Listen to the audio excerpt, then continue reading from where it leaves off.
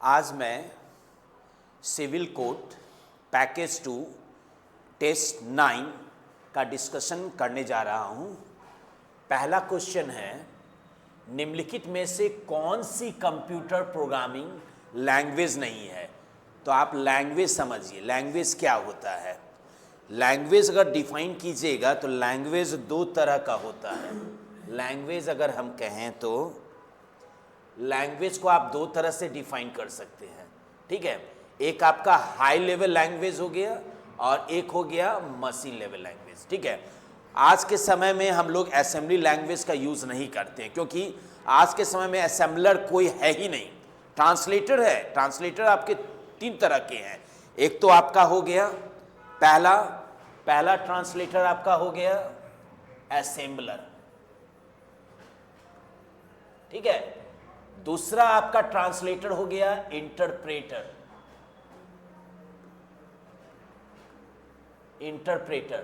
तीसरा हो गया आपका कंपाइलर, ठीक है। ये तीन तरह का है, ठीक है। तो आज के समय में हम लोग असेंबली लैंग्वेज का यूज नहीं कर रहे हैं। आज के समय में हम लोग हाई लेवल लैंग्वेज का यूज कर रहे हैं। अब क्वेश्चन यहां आ रहा है, निम्नलिखित में से कौन सा कंप्यूटर प्रोग्रामिंग लैंग्वेज आपने पढ़ा होगा, सी पढ़ा होगा, बेसिक पढ़ा होगा, ये सब हाई लेवल लैंग्वेज आती है, ठीक है। स्विफ्ट ये कोई लैंग्वेज नहीं है, ठीक है। पाइथन भी आप जानते हैं हाई लेवल लैंग्वेज है। आज के समय में पाइथन का प्रयोग ज्यादा हो रहा है। पहले जावा, अब आज के समय में पाइथन क्यों इजी है? क्योंकि उसका स्क्रिप्टिंग जो होता है ना, बहुत इजी होता है। वो नहीं समझिए कि हम लोग के ओन लैंग्वेज की तरह ही पाइथन है, जो जावा से डिफर करता है, ठीक है। जावा भी आपका हाई लेवल लैंग्वेज है, ठीक है। तो ये हाई लेवल लैंग्वेज, ये हाई लेवल लैंग्वेज और ये हाई लेवल लैंग्वेज, ये स्विफ्ट कोई प्रोग्रामिंग लैंग्वेज नहीं है। तो सही आपका उत्तर होगा स्विफ्ट, ठीक है। ये सही उत्तर आपका हो गया स्विफ्ट, ठीक है। यहां हम टिक लगाए, कंफ्यूज मत होइएगा। ये बताया जा रहा है कि ये सब प्रोग्रामिंग लैंग्वेज है, स्विफ्ट है जो आपका प्रोग्रामिंग लैंग्वेज नहीं है, ठीक है। अब अगला क्वेश्चन आइए। अब अगला क्वेश्चन पूछा जा रहा है, इनमें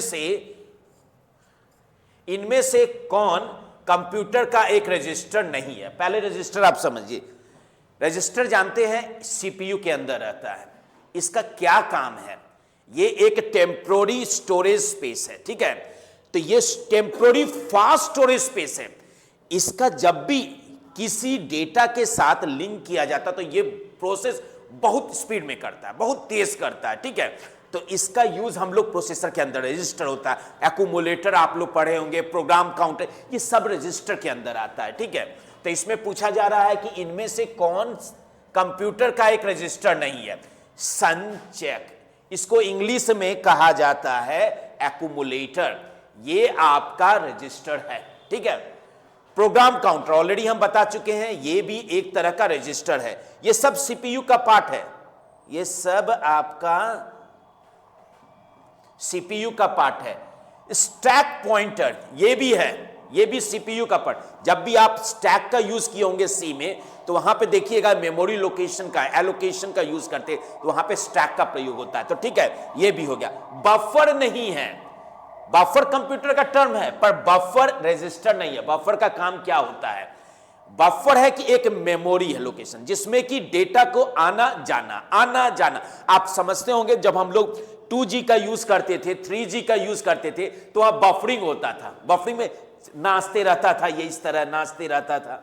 जब इसका 100% कंप्लीट होता था तो डेटा को रिलीज कर देता था, तब उसका जो स्पेस है वो क्लियर हो जाता, अब दूसरा डेटा को लाता था। तो इस तरह फेच इन फेच आउट यही होते रहता था, ठीक है। तो यहां पे सही उत्तर आपका बफर हो गया, ठीक है। अब अगला क्वेश्चन देखिए। अगला क्वेश्चन क्या है? कंप्यूटिंग का कौन सा प्रकार, कंप्यूटेशन, यहां ध्यान दीजिए क्या पूछा जा रहा है? कंप्यूटेशन, एवोल्यूशन के बारे में बोला जा रहा है, ठीक है। स्टोरेज और यहां तक कि एप्लीकेशन को भी पूरे नेटवर्क में सर्विस के रूप में देता है। तो कौन सा है? वो है क्लाउड कंप्यूटिंग। क्लाउड कंप्यूटिंग क्या? देखिए, क्लाउड स्टोरेज और क्लाउड कंप्यूटिंग दोनों अलग अलग है।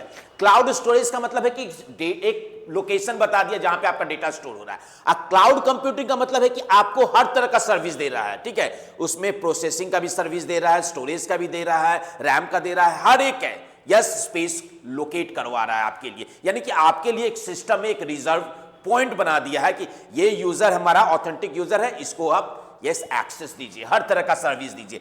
तो जब आपका कंप्यूटर किसी दूसरे पीसी पे डिपेंडेंट हो जाए और उसके द्वारा आप डेटा गेन कर रहे हैं, तो वो आपका क्या आ जाएगा, वो आपका क्लाउड कंप्यूटिंग के अंतर्गत आ जाएगा। तो इसमें क्या पूछा जा रहा है, इसमें पूछा जा रहा है कि इसमें पूछा जा रहा है कंप्यूटेशन, स्टोरेज और यहां तक कि एप्लीकेशन को भी पूरे नेटवर्क में, यानी कि उसमें जो एप्लीकेशन है उस एप्लीकेशन उसी सर्वर के द्वारा हम चाहते हैं कि मेरे पीसी को भी फैसिलिटी मिले। हम अपने यूजर के पीसी में नहीं है वो एप्लीकेशन, वो आपके क्लाउड कंप्यूटर में, वहां से आप एक्सेस करते। कभी कभी आप देखे होंगे हमारे सिस्टम में एमएस ऑफिस नहीं है, एमएस वर्ड नहीं है, फिर भी हम खोल लेते हैं। क्यों? कारण है कि ये एमएस वर्ड आपका क्लाउड कंप्यूटिंग में ऑलरेडी स्टोर है और इसी के वाया आप उस एमएस वर्ड फाइल को ओपन कर रहे हैं, ठीक है। तो यहां पे क्वेश्चन देखिए, तो यहां पे कौन सा होगा, क्लाउड कंप्यूटिंग बेस्ट आंसर है, ठीक है। रिमोट सेंसिंग कोई नहीं है, ये रिमोट सेंसिंग क्या है कि यहां से हम किसी को एक्सेस करें, वो कुछ नहीं है। रिमोट इनोवेशन ये तो कोई टर्म ही नहीं है कंप्यूटर से रिलेटेड। प्राइवेट कंप्यूटिंग हाँ ये है कि जिसमें कि ऑथराइज यूजर को देंगे, हम इसको पब्लिक नहीं करेंगे, हम इसको प्राइवेट करेंगे, ठीक है। तो यहां पे इसके अंतर्गत है, तो पर क्लाउड कंप्यूटिंग आपका सही उत्तर होगा, ठीक है। अब अगला देखिए, अगला है कंप्यूटर के 4 मुख्य कार्य क्या है। आप देखिए कंप्यूटर आप यूज करते हैं, तो कंप्यूटर आप क्यों यूज करते हैं, मेरा कोई डेटा हो, वो डेटा प्रोसेस करके मुझे रिजल्ट मिल जाए। तो यहां क्या क्या इन्वॉल्वमेंट होगा, ध्यान दीजिए। इनपुट, आपने डेटा दिया, डेटा को इसने क्या किया, प्रोसेस किया, प्रोसेस करने के बाद क्या किया, आउटपुट दिया, रिजल्ट आ गया, ठीक है। तो इसमें यही मेन मुख्य कार्य आपको दर्शाना है, ठीक है, कंप्यूटर में। तो यहां देखिए डेटा, सूचना, बिट्स और बाइट, ये तो है, होगा ही नहीं। हार्डवेयर, सॉफ्टवेयर, मॉडलिंग, संचालक, ठीक है। हार्डवेयर है, सॉफ्टवेयर है, यूजर है और मॉडलिंग है। डेटा कहां है, डेटा है ही नहीं, तो कहां आपका होगा डेटा प्रोसेस होगा, तो ये भी गलत है, ठीक है। इनपुट, प्रोसेसिंग, आउटपुट और स्टोरेज, देखिए ये सही उत्तर है। देखिए यहां पे इनपुट गया, प्रोसेस हुआ, आउटपुट हो गया, रिजल्ट हमको मिल गया, पर हम चाहते हैं उस रिजल्ट को सेव कर दें ताकि कल होकर मैं उस रिजल्ट को देखना चाहूं तो देख सकूं। तो उसके लिए हम लोग स्टोरेज का यूज करते हैं। अब अगला देख लीजिए, सीखना, सोचना, बुद्धिमत्ता और कौशल, ये तो कोई है ही नहीं। तो सही उत्तर आपका इनपुट, प्रोसेसिंग, आउटपुट और स्टोरेज होगा, ठीक है। अब अगला क्वेश्चन देखिए, प्रत्येक वेब डॉक्यूमेंट का एक यूनिक एड्रेस होता है, हम अब बता चुके हैं। वेबसाइट क्या है, कलेक्शन ऑफ वेब पेजेस। हर एक वेब पेज का लोकेशन होता है, एड्रेस होता है, जिसको हम लोग यूआरएल कहते हैं, यूनिफॉर्म रिसोर्स लोकेटर। तो उसी के संदर्भ में यह क्वेश्चन है, प्रत्येक वेब डॉक्यूमेंट का एक यूनिक एड्रेस है, जो क्या कहलाता है, आईपी एड्रेस नहीं, आईपी एड्रेस दूसरा चीज है। जब हम अपने सिस्टम को किसी दूसरे सिस्टम से कनेक्ट कर रहे हैं तो हमको उसके लिए आईपी एड्रेस की जरूरत होती है, उसके संदर्भ में है, तो ये तो गलत होगा। डोमेन तो होगा ही नहीं, डोमेन क्या है, यूजर नेम और डोमेन आईडी का संकलन है, ठीक है। यूनिफॉर्म रिसोर्स लोकेटर, ये सही उत्तर है। हाइपरलिंक, हाइपरलिंक क्या है, ये एक टेक्स्ट है, ये पिक्चर है, जिसके द्वारा आप कहीं दूसरे तक पहुंच सकते हैं। यानी कि मैं कोई टेक्स्ट लिखूं और उसमें हाइपरलिंक एक्टिवेट कर दूं, तो अगर मैं उस टेक्स्ट को क्लिक करूंगा तो मैं किसी दूसरे जगह, या तो दूसरे वेबसाइट पे चले जाऊं, दूसरे वेब पेज में चल जाऊं, या मेरा डॉक्यूमेंट खुल जाए, ठीक है। तो यहां सही उत्तर आपका यूनिफॉर्म रिसोर्स लोकेटर होगा। चलिए अगला क्वेश्चन क्या है, लिनक्स। लिनक्स आया तो इसका मतलब क्या हुआ, ऑपरेटिंग सिस्टम। यूनिक्स पढ़े होंगे, लिनक्स पढ़े होंगे, डॉस पढ़े होंगे, एमएस विंडोज ऑपरेटिंग सिस्टम, ये सब ऑपरेटिंग सिस्टम है। तो लिनक्स भी मेरा एक ऑपरेटिंग सिस्टम है। अब यहां पूछ रहा है लिनक्स है क्या, ये एक तरह का क्या है, बंद स्रोत, ये नहीं है। फ्रीवेयर, फ्रीवेयर देखिए फ्रीवेयर क्या होता है, जिसमें फ्री सर्विसेज है पर आप अमेंडमेंट नहीं कर सकते हैं, चेंजिंग नहीं कर सकते, पर यूनिक्स में ये फैसिलिटी नहीं आप कर सकते हैं, ठीक है। तो यहां पे देखिए ओपन सोर्स सॉफ्टवेयर एकदम सही है, सही उत्तर आपका ओपन सोर्स। और इसमें क्या कह रहा है, बी और सी, क्यों आप बी इसको क्यों किए, बी का मतलब क्या कह रहा है कि आपको फ्री दिया जा रहा है पर चेंज करने के लिए नहीं है, तो यहां पे बी तो सवाल ही नहीं है, तो सही उत्तर आपका ओपन सोर्स सॉफ्टवेयर होगा, ठीक है।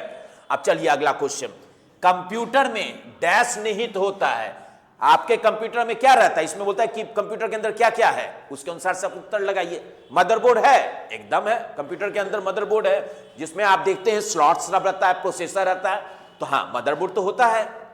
क्या हार्ड डिस्क ड्राइव होता है, एकदम होता है, हार्ड डिस्क जिसमें आप स्टोर करते हैं डेटा को। क्या केंद्रीय प्रसंस्करण इकाई, क्या ये है कि नहीं, सेंट्रल प्रोसेसिंग यूनिट के बारे में बोला जा रहा है, क्या है कि नहीं, सीपीयू का प्रोसेसर, प्रोसेसर है कि नहीं, एकदम कंप्यूटर में है। अगला क्या पूछ रहा है, उपयुक्त सभी। आप देखिए उपयुक्त सभी ऑल ऑफ दिस बोल रहा है, यानी कि ये, तो हमको ए बी सी नहीं ठीक लगाना, हमको लगाना है सीधे डी, यानी कि तीनों रहता है, ठीक है। अब अगला क्वेश्चन देखिए, एक बटन जो अक्षर को ऊपरी या निचले मामले में बनाता है और संख्याओं को प्रतीकों में बदलता है, यानी कि ये क्या कह रहा है कि इसको अपर केस में भी करता है, लोअर केस में। तो यहां पे क्या हो गया, case sensitive, non case sensitive, यानी कि आपका ये चाहे तो कैपिटल बना दे, ये चाहे तो छोटा बना दे। तो किसके द्वारा आप इसको छोटा बड़ा कर सकते, वो है शिफ्ट। आप कीबोर्ड में देखे होंगे शिफ्ट की, शिफ्ट ए प्रेस कीजिएगा तो कैपिटल हो जाएगा, कैप्स लॉक ऑफ है, तब हम बता रहे हैं जब शिफ्ट और ए टाइप कीजिएगा तो कैपिटल ए आ जाएगा, और बिना शिफ्ट के अगर टाइप कीजिएगा तो सब छोटा में है। तो यहां पे देखिए शिफ्ट है, एकदम सही है। सीटीआरएल क्या है, फॉर स्पेशल वर्क, जैसे कि एमएस वर्ड में है, आपको हाइपरलिंक करना है, कंट्रोल के स्पेशल वर्क के लिए सब टेक्स्ट सेलेक्ट करना है, कंट्रोल ए, कट करना है कंट्रोल एक्स, कॉपी करना है कंट्रोल सी, उसके बारे में तो ये तो होगा ही नहीं। स्पेस बार का यूज क्यों करते हैं, स्पेस देने के लिए, जगह छोड़ने के लिए, तो ये भी नहीं होगा, ठीक है। Back space to erase the left character.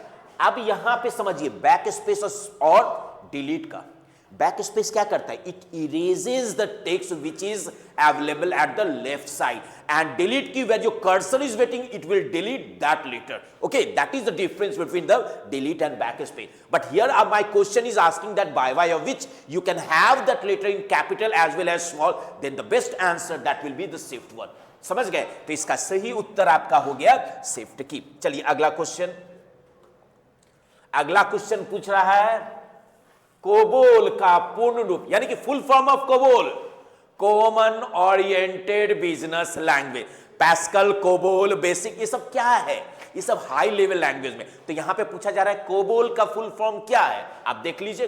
Common business oriented language कहां पे है, कंप्यूटर बेसिक ऑपरेशन, ये नहीं है। कॉमन बिजनेस ऑर्गेनाइज लैंग्वेज, नहीं, एकदम नहीं है। कॉमन बिजनेस, हाँ यहां पे देखिए कंप्यूटर बेसिक ओरिएंटेड लैंग्वेज, ये है ही नहीं। फुल फॉर्म क्या है, कॉमन बिजनेस ओरिएंटेड लैंग्वेज। अब चलिए हॉटमेल, हॉटमेल कब शुरू किया गया था, आप पहले हॉटमेल के बारे में आप समझिए, हॉटमेल क्या है। आप कभी वेब पे ये ईमेल बनाए हैं हॉटमेल में, हॉटमेल ईमेल सर्विस भी देती है, ठीक है। तो यहां पे पूछ रहा है कि हॉटमेल कब बना, 1993 में, एकदम नहीं बना। 1995 नहीं, 1996 में हॉटमेल की शुरुआत हुई, 1994 नहीं है, ठीक है। तो सही उत्तर 1996, 1996। अब क्वेश्चन क्या है, सर्वप्रथम आधुनिक कंप्यूटर, यहां पे आधुनिक कंप्यूटर आप समझिए, आधुनिक मॉडर्न कंप्यूटर, ठीक है। क्वेश्चन पूछा जा रहा है मॉडर्न कंप्यूटर। सर्वप्रथम आधुनिक कंप्यूटर की खोज कब हुई, 1946 ईस्वी में, ठीक है। अब एक क्वेश्चन आप समझ जाइए, पिछला क्वेश्चन है, कहीं कहीं आपको 1995 भी मिलेगी, कहीं कहीं 1996 भी मिलेगी, ठीक है। तो आप उसके अनुसार देख लीजिएगा, पर कहीं कहीं बुक में हम देखें 95 भी लिखा है, कहीं कहीं 96 भी लिखा है हॉटमेल का, ठीक है। तो यहां पे कंफ्यूजन हो सकता है, ठीक है। अब यहां पे 67 में देखिए, तो सर्वप्रथम आधुनिक कंप्यूटर ये 1996 में यस खोज की गई, ठीक है। अब अगला क्वेश्चन, निम्नलिखित में से कौन कंप्यूटर के सीपीयू के दो घटक हैं? देखिए सीपीयू अगर कहे ना, तो सीपीयू के अंदर क्या है, देखिए control unit, arithmetic logic unit और मेमोरी यूनिट, जनरली यही तीन देखिएगा, ठीक है। अब इसके अनुसार से क्वेश्चन देख लीजिए, क्वेश्चन का आंसर देख लीजिए। एएलयू अब बस नहीं है, एएलयू है, इसलिए ये ए ऑप्शन गलत हो गया। कंट्रोल इकाई सीयू एकदम है, एएलयू है, सही है। कंट्रोल इकाई सीयू है पर बस नहीं है, तो ये गलत हो गया। रजिस्टर नहीं है, ठीक है, तो रजिस्टर नहीं है। मेन मेमोरी, हाँ ठीक है, मेन मेमोरी तो कह सकते, पर मेमोरी यूनिट यहां पे तीन तरह से कैटेगराइज हो जाएगा, ठीक है। तो इतना डीप में आप ये नहीं जानना है। आप देखिए यहां पे रजिस्टर है, तो रजिस्टर तो होता ही नहीं है, तो ये ऑप्शन आपका गलत हो जाएगा। सही आपका हो जाएगा सीयू और एएलयू हो गया, ठीक है। अब अगला क्वेश्चन देखिए, मैग्नेटिक इंक कैरेक्टर, ये जानते हैं मैग्नेटिक इंक कैरेक्टर आपने चेक में देखा है। चेक में नीचे में देखिएगा कुछ लेटर्स लिखा हुआ रहता है, कुछ नंबर्स लिखा हुआ रहता है, वो मैग्नेटिक इंक, वो क्या है, उसके द्वारा ये डिटेक्ट किया जाता है कि whether the cheque is genuine और fraud. Okay, so this technology is used in which yes na which na places my dear? Bank cheque एकदम सही है, बैंक चेक में देखिए हम बताएं अभी। क्रेडिट कार्ड में भी है मैग्नेटिक इंक कैरेक्टर, ठीक है। स्टाम्प पेपर में वो भी है, क्योंकि ये बताता है कि आपका जो स्टाम्प पेपर क्या सही है या डुप्लीकेट है, ठीक है।